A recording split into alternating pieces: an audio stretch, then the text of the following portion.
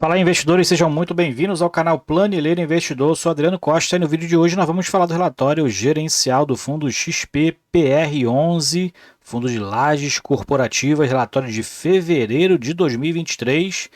Fundo aí com risco muito grande, né? Pagando como se fosse um fundo na base 10, é isso mesmo.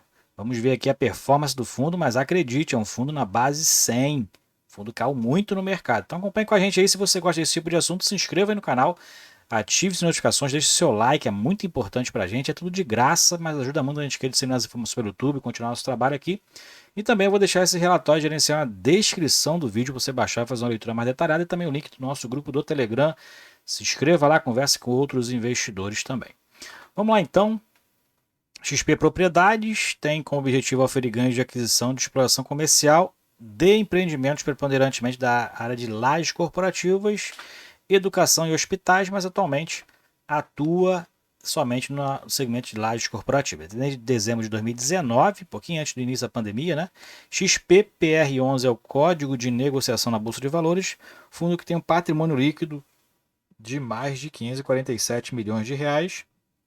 Número de investidores, 67.300 investidores que têm sofrido, que provavelmente está com prejuízo aí na cota, né? Então, se você é um dos investidores do XPPR11, se inscreva aí no canal, que todos os meses a gente tem acompanhado já há algum tempo aqui o desenrolar, né, o desempenho que a gestão está fazendo, que finalmente a gestão saiu lá da cadeira e está fazendo alguma coisa para poder tirar o fundo dessa situação, né? Então a gente vai verificar aqui nesse relatório algumas atitudes aí que a gestão está tomando.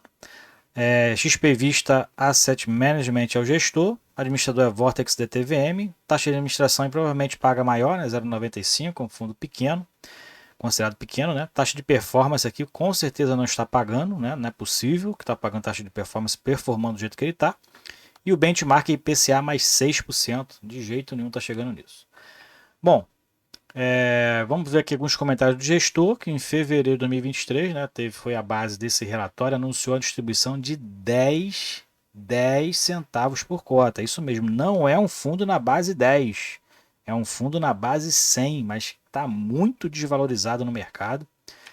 Né? E fundo que tem a database aí, último dia útil do mês que ele faz referência. E o dividend de anualizado está em 4% em relação à cota de mercado, que já está muito abaixo do valor patrimonial dela, né? R$ 30,30. E depois do anúncio desse provento, em março o fundo despencou ali para 25. Achei que até despencar para baixo de 20, mas ficou ali, está sendo negociado a princípio, nessa primeira quinzena aí, em torno de R$ 25 a cota. Então vai ser pago amanhã, dia 14 de março, né? Fundo que em 28 de fevereiro divulgou um comunicado falando aí em relação à distribuição dos rendimentos, qual foi a sua justificativa, né? E os principais fatores foi o elevado nível de vacância física do fundo. O fundo não consegue reduzir essa vacância aqui, 46% em relação à área disponível para alocação. E o encerramento da carência do CRI Tower e Tower 1 e 2, que aumentou, elevou muito a despesa financeira do fundo. E, visto isso, o fundo começou a se movimentar. O que ele vai fazer? Vai vender imóvel, né? Não tem outra opção. O fundo, então, para diminuir os impactos gerados pela despesa financeira dos CRIs e reduzir o volume das obrigações assumidas pelo fundo no âmbito das aquisições de seus imóveis, a gestora então está fazendo algumas tratativas para potencial transação de 200 milhões de reais, provavelmente venda de imóvel, né? E inclusive ele já vendeu alguns, né? Depois a gente vai ver aqui na página 10 o desenrolar aí como é que o fundo agora está procurando fazer, o que a gestora está fazendo para tentar reduzir esse impacto dessa despesa financeira, dessa alta alavancagem do fundo. E aqui o fundo fala sobre as movimentações de locatário, né, as lajes corporativas que ainda têm uma absorção de estoques aí aquém da expectativa de mercado em geral, né? Então, fundo justificando porque ele não consegue reduzir a vacância de 46% aí nos imóveis do fundo, né? Bom, aqui a distribuição de rendimentos, Então a gente vai verificar a estratégia que o fundo tomou, né? Tomou a partir agora de fevereiro. O fundo teve aí receitas de um pouco mais de 2 milhões de reais, despesas de quase 800 mil reais. O resultado foi de 1,2 milhão. E o fundo distribuiu 731 mil, 10 centavos por cota, fez a reserva dessa diferença justamente por conta aí já do fundo fazendo uma reserva para poder né, pagar aí as questões das despesas financeiras que vão ser pesadas realmente para o fundo. E o fundo vai manter esse nível de distribuição de 10 centavos por cota. Lembrando que o fundo tem que distribuir 95% mínimo, né, ali em relação ao seu resultado de caixa semestral, né?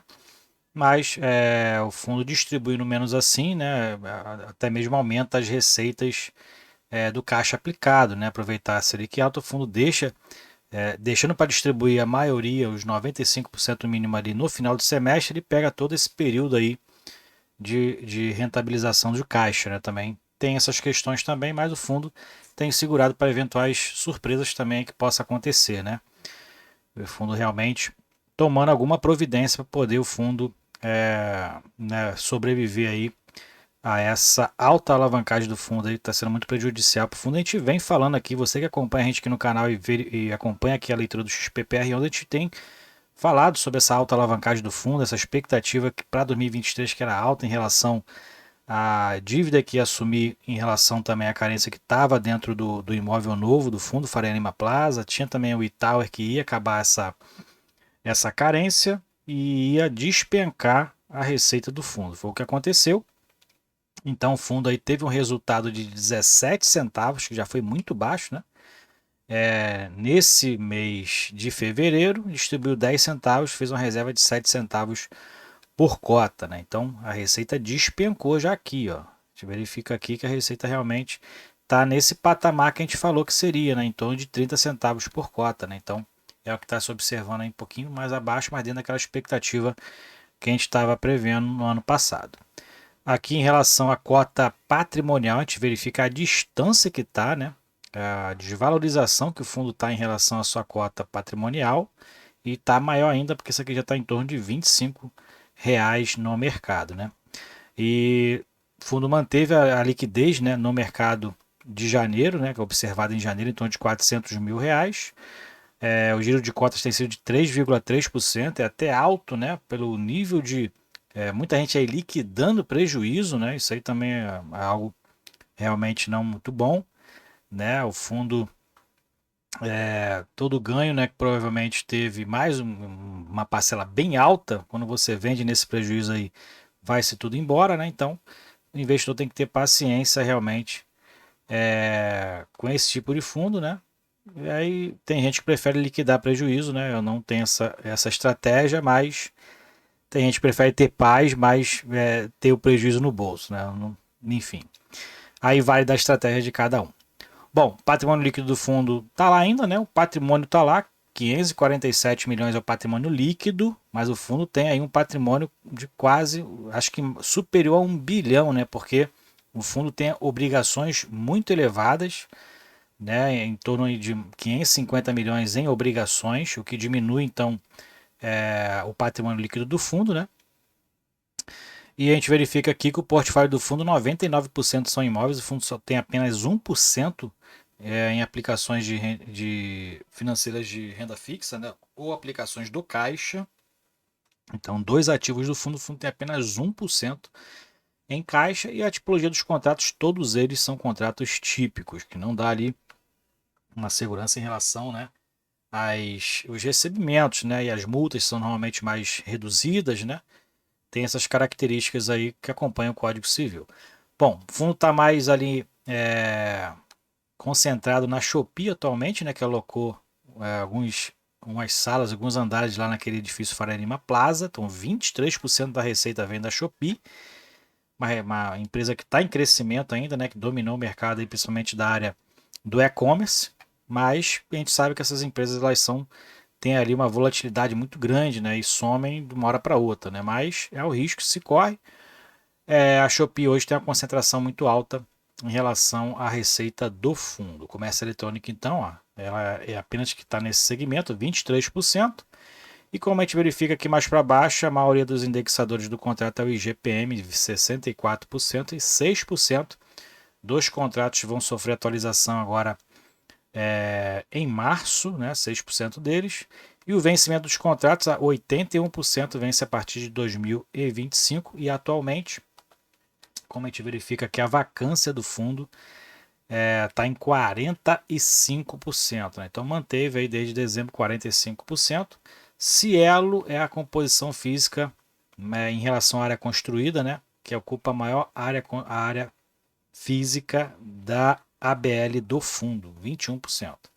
Então, apesar da Shopee ocupar apenas 14% da área construída, ela representa 23% da receita, porque o valor agregado do imóvel que ela está é muito maior, né? O aluguel deve ser muito superior. Bom, aqui é a diversificação regional do fundo, que não tem, né? Tudo ali em São Paulo ou em Barueri. São 5 imóveis, como a gente verifica aqui. A maioria ali da área bruta locável do fundo é do edifício Evolution, seguido do edifício E-Tower e do Faria Lima Plaza. E os de Barueri tem ali uma concentração menor. Não, de Barueri é o Evolution E-Tower, né? Então a maioria da área bruta locável do fundo está em Barueri.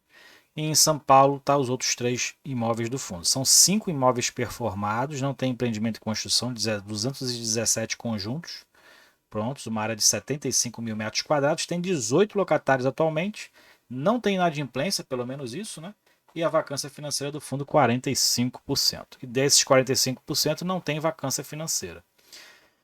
Bom lembrar disso, né, que às vezes a gente vê cálculos diferentes em relação a essa vacância, né? Eu entendia que a vacância financeira é o que vai além da vacância física, né? Mas esse cálculo aqui é em relação àquilo que está ocupado, tá? Essa é a interpretação que eu tenho aqui.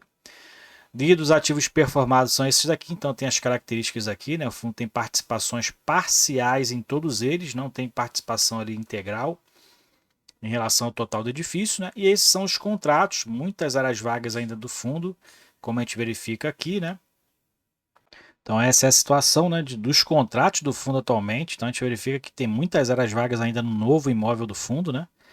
E a gente acompanha aí essa performance do fundo, essa prospecção dessas áreas vagas aí para diminuir, né? Porque o fundo só vai conseguir cumprir essas alavancagens se tiver ali as ocupações dos imóveis, né? Como previa, né? Como ele previa realmente quando comprou os imóveis, né?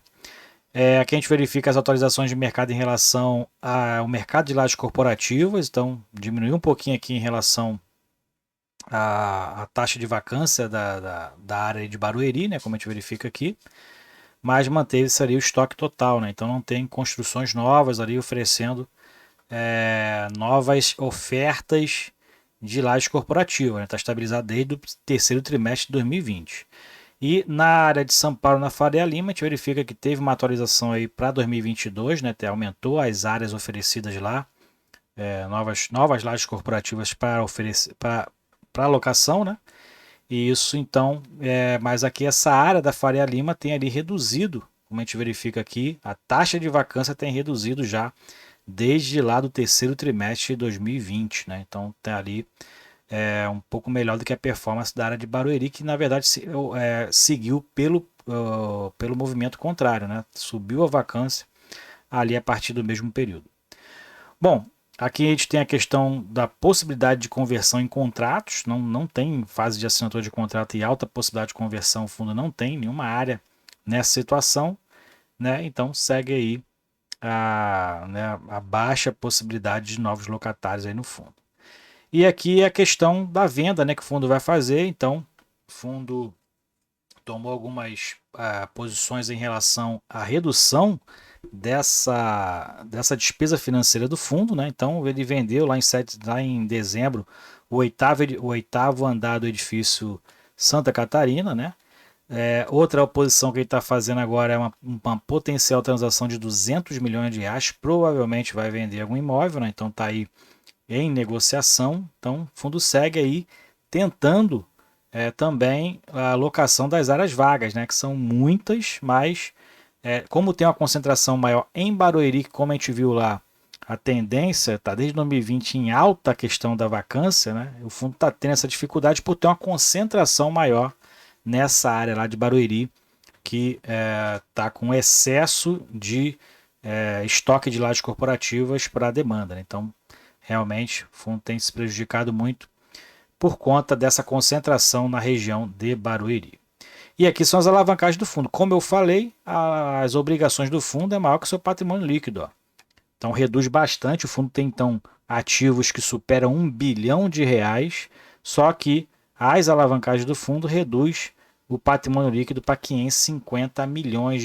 Então o fundo tem aí em torno de 1,1 bi em ativos, mas esses ativos muito ali com obrigações de pagamento e altas despesas financeiras aí para o fundo. Vai ser um desafio para o fundo, então se inscreva aí no canal, acompanha a gente aí que todos os meses a gente está acompanhando os XPPR11 aqui no canal, ok?